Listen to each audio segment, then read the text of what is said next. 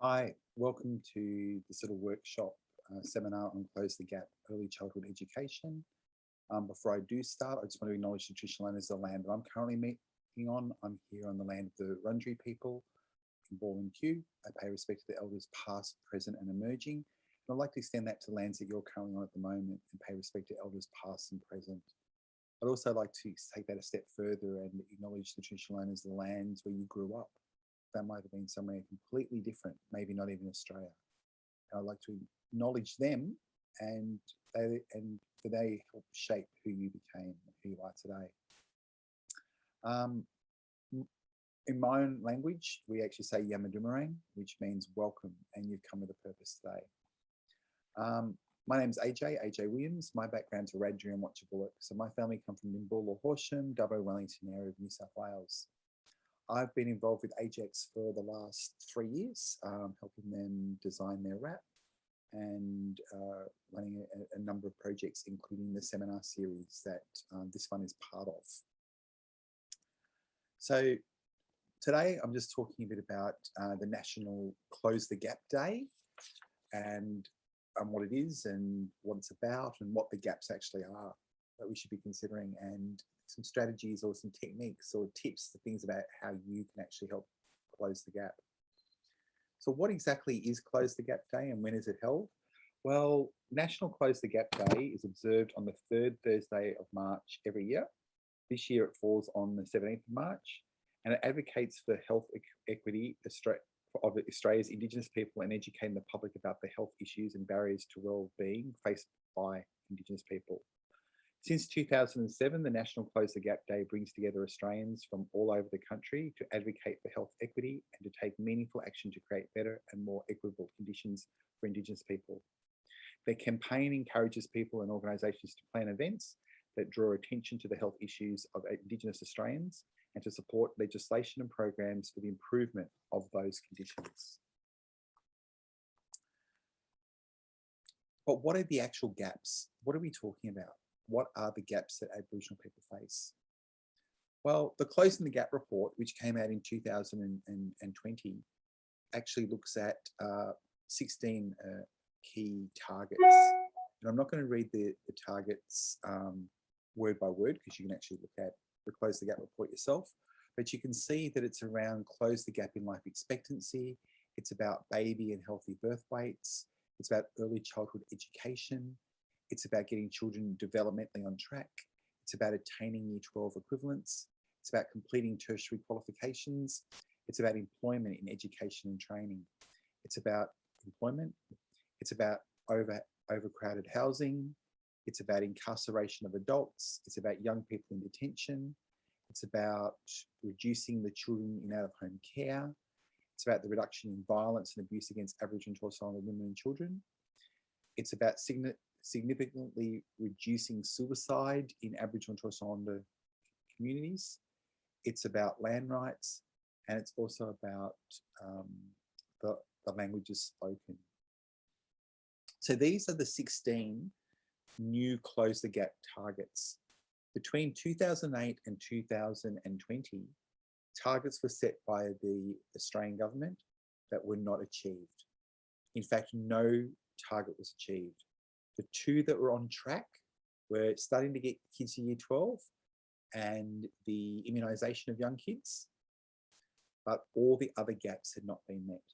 And these gaps were actually written and co-designed with Aboriginal communities in order to actually narrow down exactly what it is that we're now looking at. The two major ones that come from here are around early childhood education and around early children, is to increase the proportion of Aboriginal and Torres Strait Islander children enrolled in early childhood education to 95% by 2025, and to increase Aboriginal and Torres Strait Islander children assessed as developmentally on track in all the 5 domains. That is in physical health, well-being, social competence, emotional maturity, language and cognitive skills, and communication and general knowledge, in line with the Australian Early Development Census. And they want to get that to 55% by 2031. So they're the two gaps that we're really looking at in terms of early childhood education. but take into account that we need all the gaps to reduce, or we need all the gaps kind of healed in order to ensure healthy children and healthy adults into the future. So what are some barriers that actually prevent Indigenous children from participating in early childhood education? And the major ones are things like lack of confidence in the value of early childhood education. Does the community understand the education system and what early childhood centres are trying to achieve in terms of that development to meet the 5 domains? It's about limited awareness of what services are available out there, lack of local services, the out-of-pocket costs or the perceived out-of-pocket costs that Aboriginal families have to manage. Money is often an issue for Aboriginal families, especially with the extended family.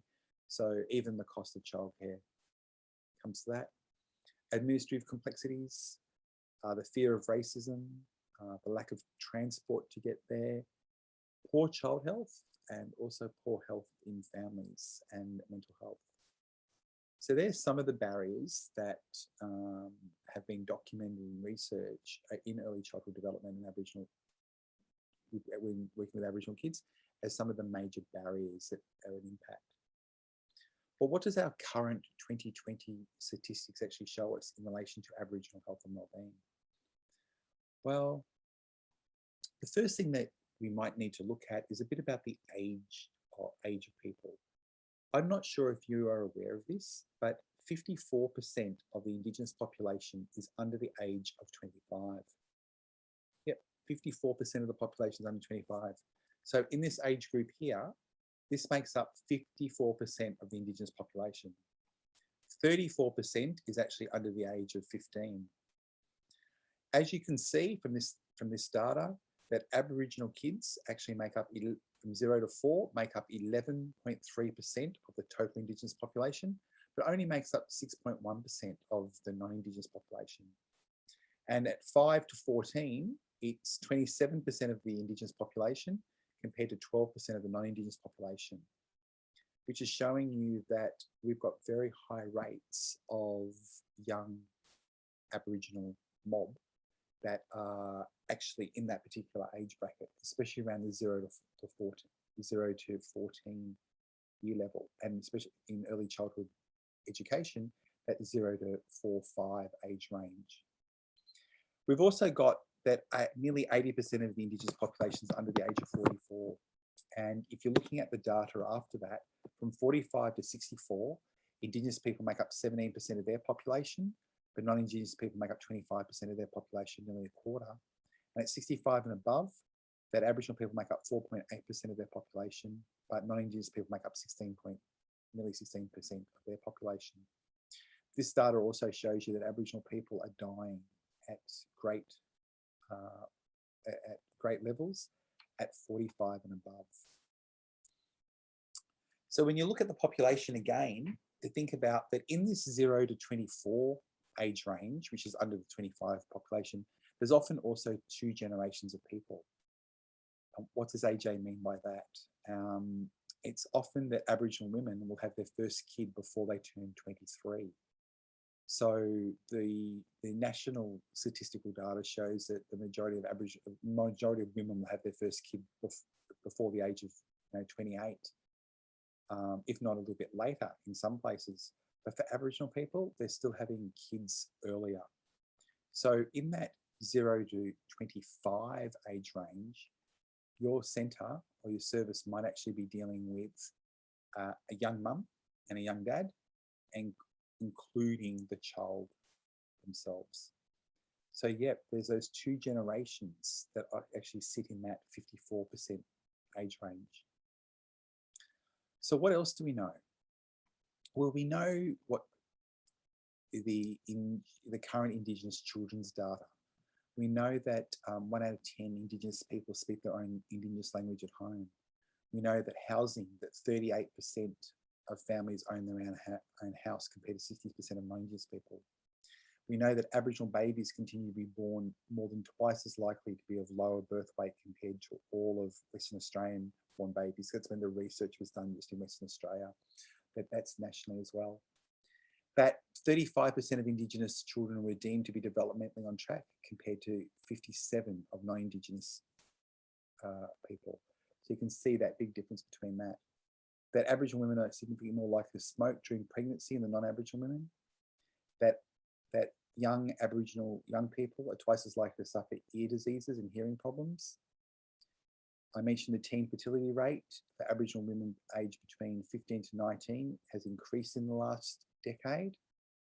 We know the median age of Aboriginal women who give birth is 24, more than 5 years lower than any other mothers. We've got hospital rates that Aboriginal children are considerably more likely to be hospitalised for injuries than non-Indigenous kids.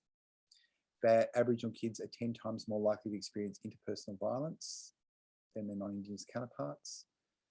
That Indigenous children aged 0 to 12 are almost 7 times more likely to be a subject of a substantiation notification for child protection, normally for abuse and neglect.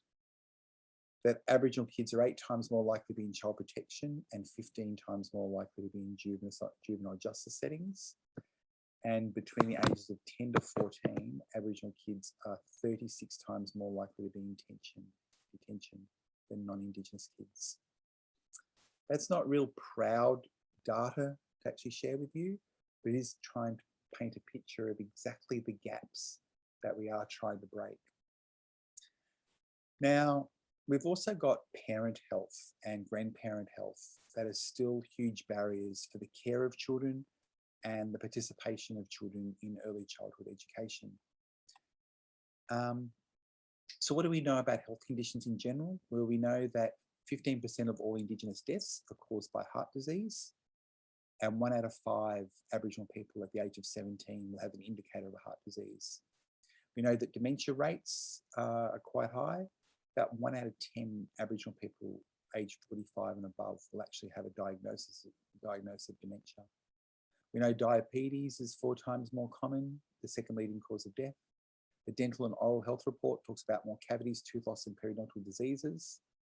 Cancer rates, 45% more deaths.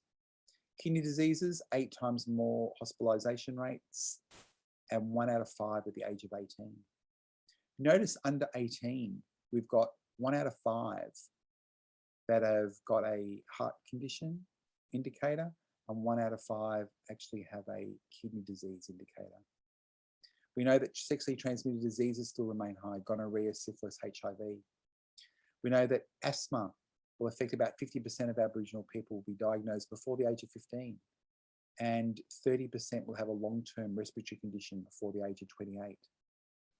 We know that about 85% of people that are hard of hearing by the age of 50, and by the age of 50, 40% of Aboriginal and Torres Strait Islander people, plus 85% of people are already hard of hearing by the age of 50. It's the same one.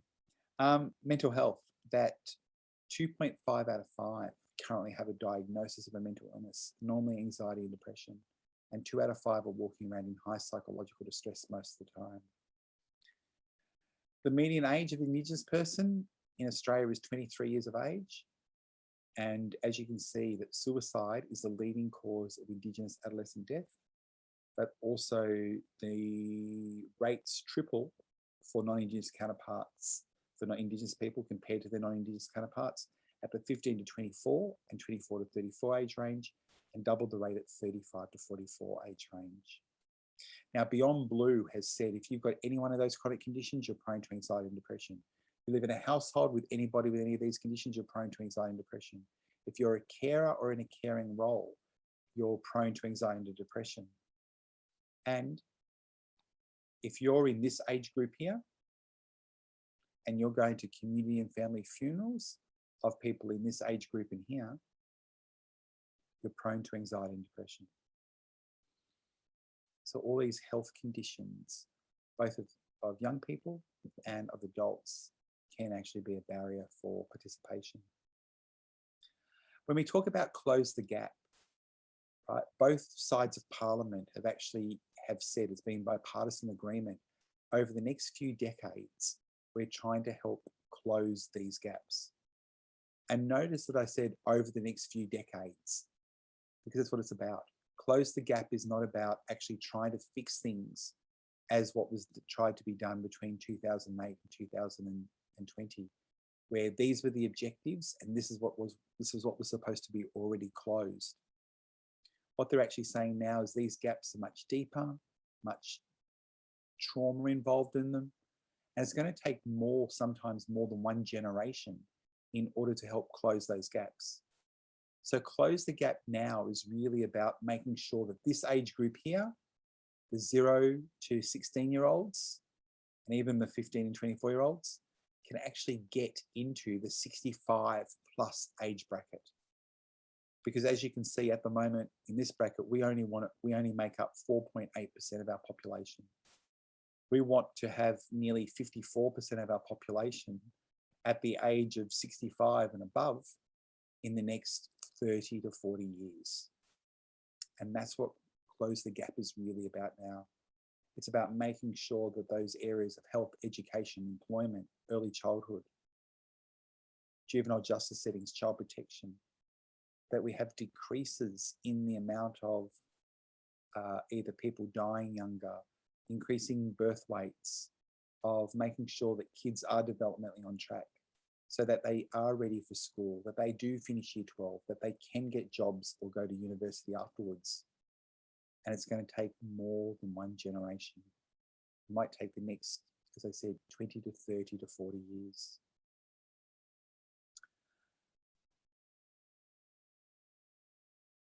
So how does this relate to early childhood education? Well, the national quality standards in early childhood education and care mandates the values of Australian Aboriginal and Torres Strait Islander cultures. And there are a couple of areas that you're actually looking at. And even though it may not mention specifically in that area or that descriptor being Aboriginal, it is about making sure that we are child-centred, that there is intentional teaching, that is powerful and meaningful and purposeful. It's about making sure that child-directed learning does occur. It's about the health and well-being and understanding the health issues of young Aboriginal kids and their families. It's about encouraging those healthy lifestyles. It's about ensuring safety. It's about understanding family dynamics.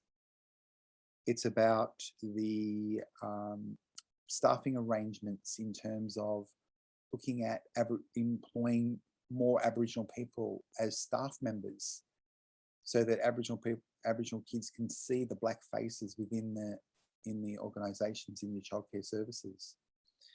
It's about looking at the positive interaction, so actually having cultural awareness training to understand how to actually engage with Aboriginal young people and their families, because some of the models that we're actually taught don't actually reflect when you're actually working with the kids and their family members.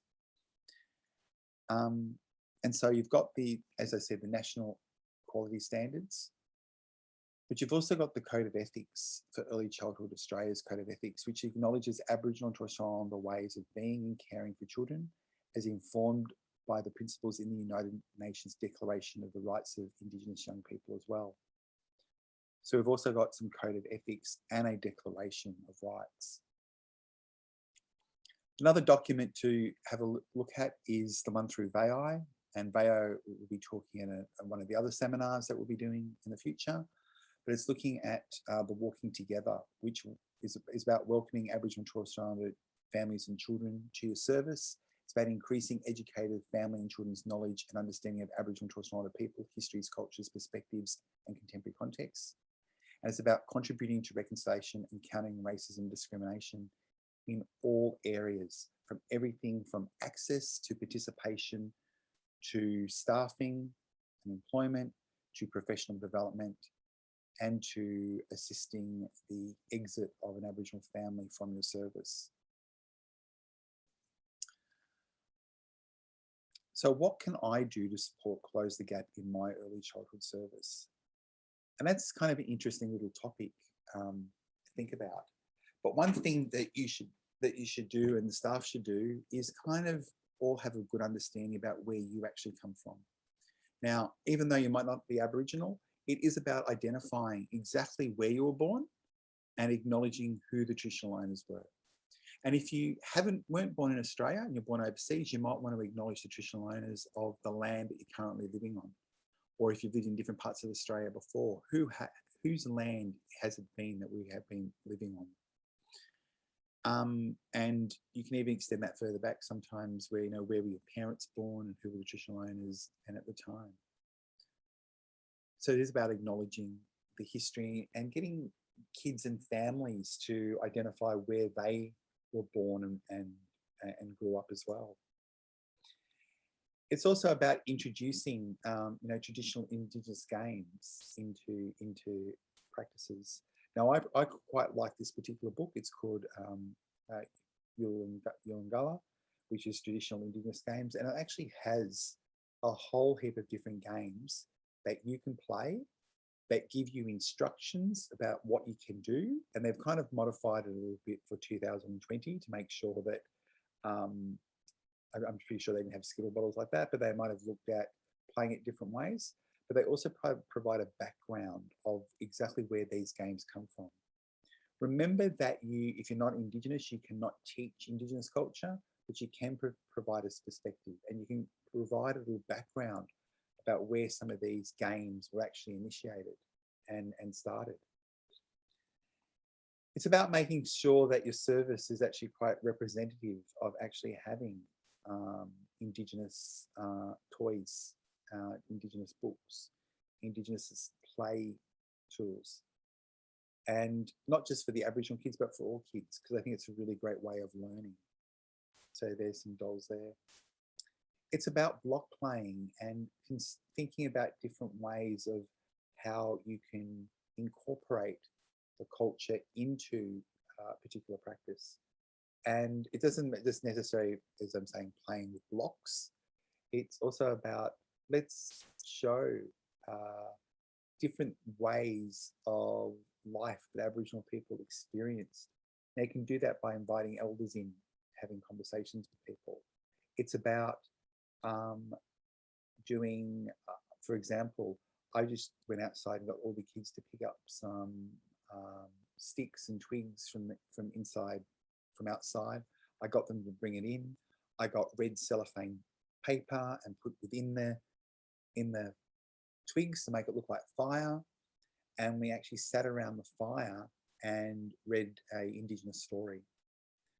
So I was actually kind of playing with them and showing them this is exactly what would happen when Aboriginal people would come together from different communities to come around the fire and have those conversations. You might also, things you might want to do is run a parent video night. And I've just grabbed 2 videos there. The Australian Dream and the Sapphires, but you can choose whichever Aboriginal video that you want. And it might be a good way of introducing Indigenous culture into not just with the kids at school, but with the parent group as well and getting them on board. It might be to make sure that all your acknowledgement plaques are up to date, that the staff know what the Aboriginal flag means, what the Torres Strait Islander flag means, because you don't want tokenism either. And what I mean by tokenism is that if you're going to put the flags up, even on a sign, make sure all the staff actually know what they mean, because you've put them up to make me feel culturally safe. How would I feel if I found out that 3/4 of the staff didn't even know what they meant? So it's about actually having the not making some of the symbols tokenistic. It might be that you want to start collecting Indigenous books, for example, and there's many out there. It's really important to collect these from Indigenous businesses that actually might sell some of these stuff. And always check that the Indigenous story has a bit of a brief about whose story does it belong to, because not all Aboriginal stories have actually been told by an Aboriginal perspective. It's also about making sure that staff are up to date with their information. So there's a couple of books there that I would recommend. Telling the Truth About Aboriginal History by Brian Atwood, Marcia Langton's Welcome to Country, Kate Price's Aboriginal and Torres Strait Islander Education.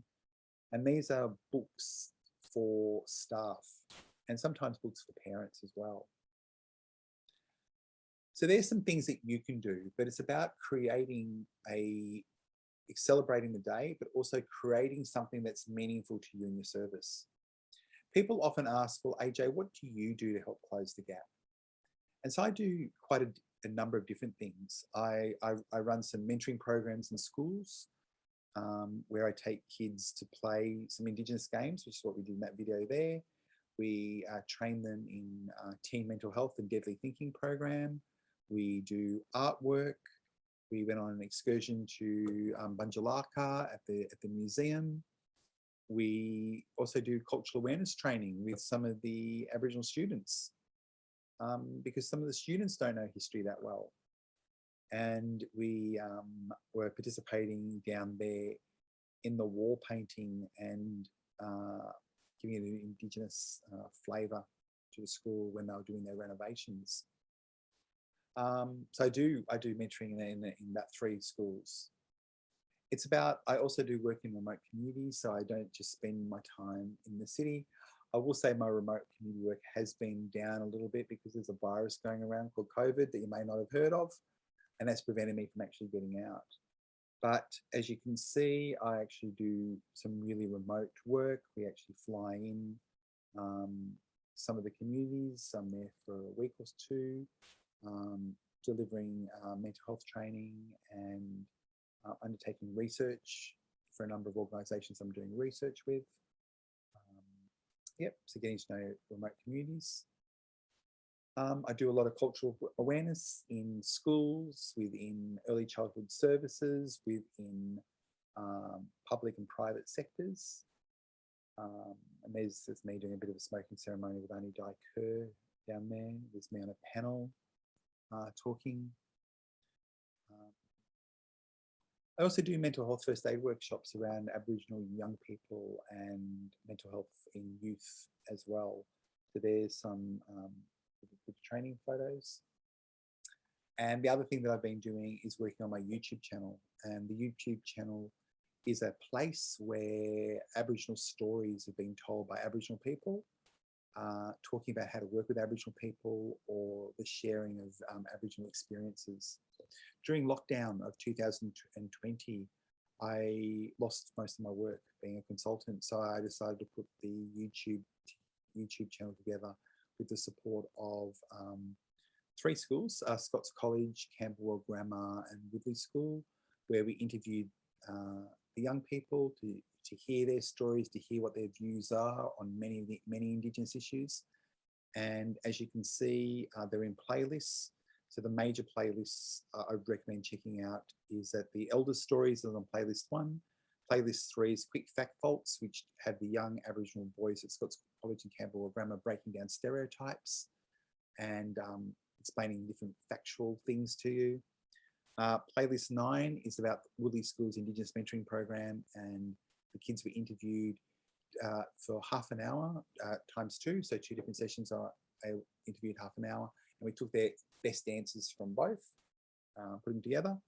Playlist 10 was about Scots College's mentoring program and Camberwell at number 11. And these boys were actually interviewed over a 2-year period. And then we went into lockdown after 18 months. So what we decided to do is record often a big video with them.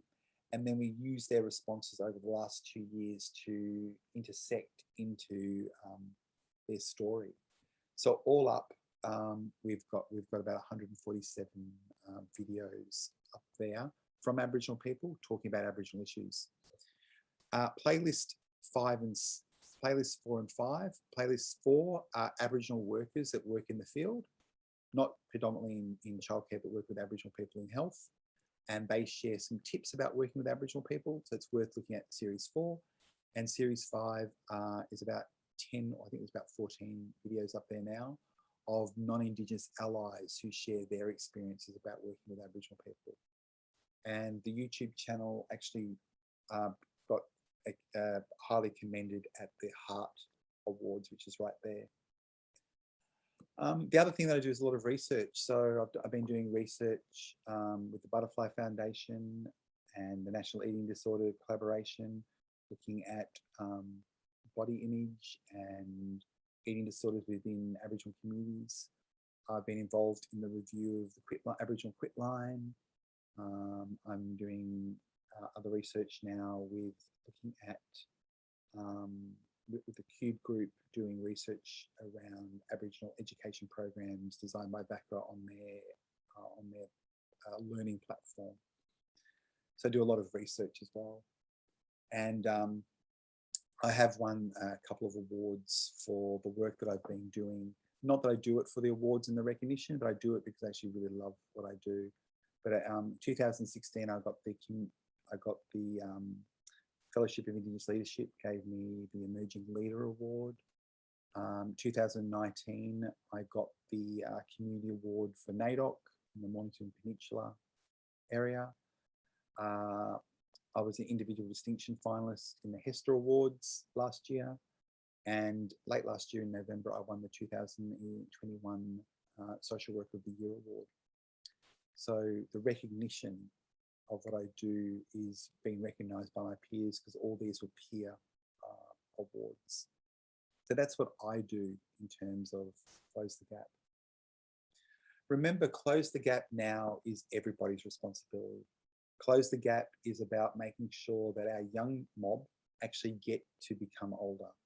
So if you've got a young student in your class, help guide, support, make sure they get on developmentally on track, because that early stage will able to shape the rest of their life. We also know that if you've got any Aboriginal workers that are working in your, coming to your early childhood services, think about them as well. Often they are, this is still the first generation of Aboriginal kids that often get into Year 12, which means it's still the first generation of Aboriginal young people that are going to university and going to get some qualifications. So as much support as possible in helping them achieve those goals, because you never know, you can start to be closing some of the gaps within families. Now, I'm just going to leave the presentation right now and say thank you for hanging with me.